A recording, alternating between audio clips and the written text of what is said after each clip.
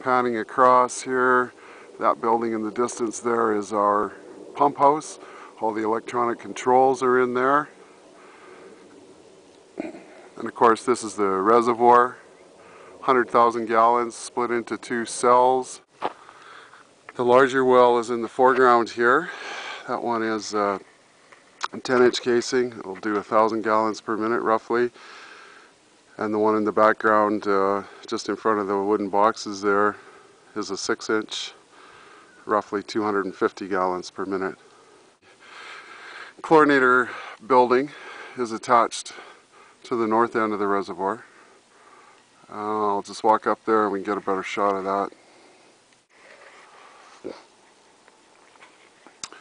There's the pump house, looking down upon it, and panning over of the north end of the reservoir. The chlorinator building attached here.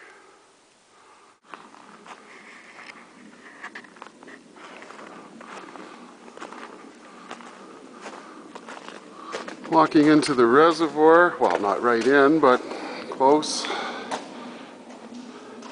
You can see basic steel Quonset construction on top, with the 2 concrete tanks below, the center dividing line, or wall I should say. This line here is the pump inlet line. It comes directly from the pumps, runs in. I don't know if you can see it or not, but about halfway down the reservoir is the inlet flow meter, and at the far end, I'll take a walk down there later, you can't see it too well, but at the far end the water is dumped in. We call that the head of the reservoir, and obviously, well, maybe not obviously, but all the way down at this end, just below here, is the outlet for the reservoir. This cell on this side here is the one that's currently in operation. The east cell on this side has been shut down for the winter. You can also see here this line that's been wrapped with there's a heat tape underneath there, but it's been wrapped to keep it warm, is the line that's coming off the discharge of the chlorinator. And it ties into the pump inlet line right there and runs all the way down to the far end.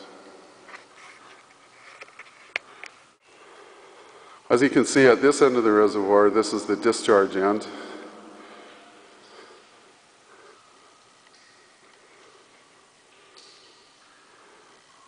At this end of the reservoir, the steel Quonset comes down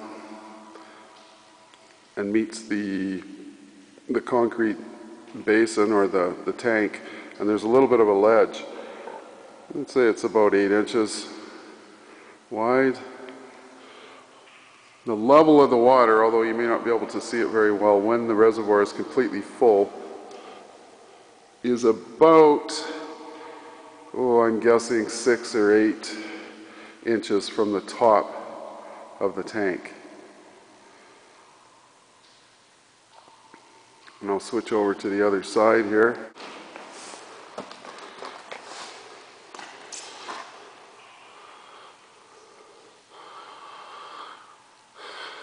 It's where the discharge line comes from the chlorinator through the wall of the reservoir and into here.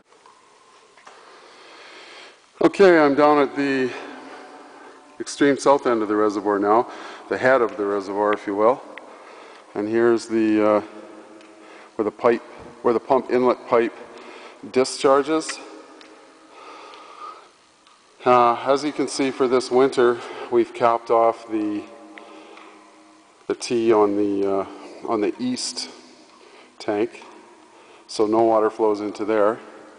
This one is open, so when the pump operates, it dumps water in the winter time, in the low demand period, into this reservoir, the west tank of the reservoir.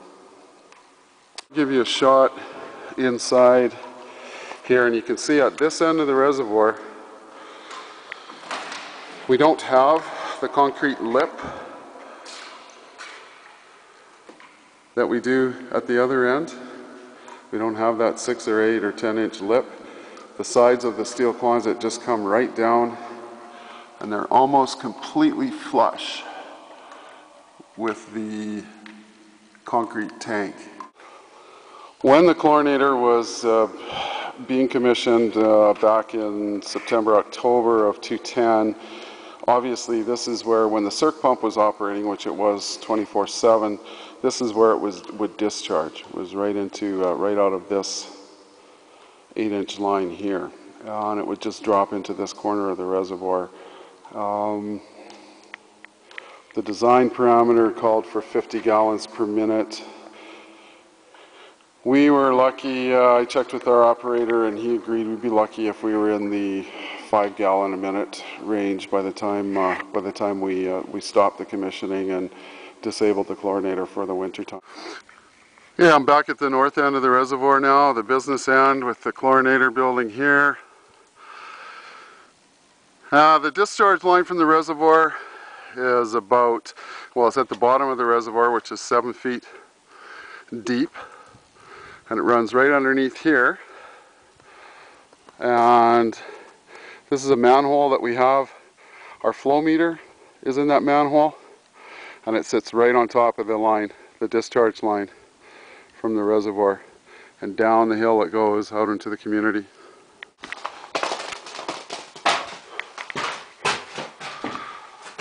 Okay, here's the chlorinator building. Chlorinator as it sits. Dale's got the heat tapes plugged in, both on the discharge line. This is the discharge, this is the wall between the reservoir and the chlorinator room. The line goes through there, as I showed you in the other pictures. And here's the line that comes up from underground that feeds the circ pump here. If I slide over here a little bit, you can see the chlorine analyzer sits on the wall there.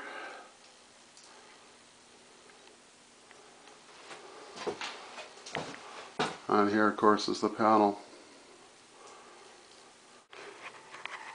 So the last that we heard, and the last design, the drawings that George sent, were for changing, obviously, the intake to the circ pump, and to go back to the original design, which was to have an intake line dropped into the east tank of the reservoir, sorry.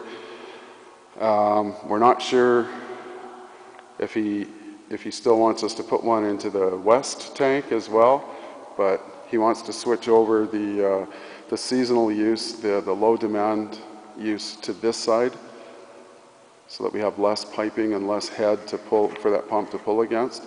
So that's our understanding of it now, and as far as the recirc pump intake goes, is that it's going to be changed over to this end, to this tank. And as I say, we're not sure if he still wants us to put one in this side here.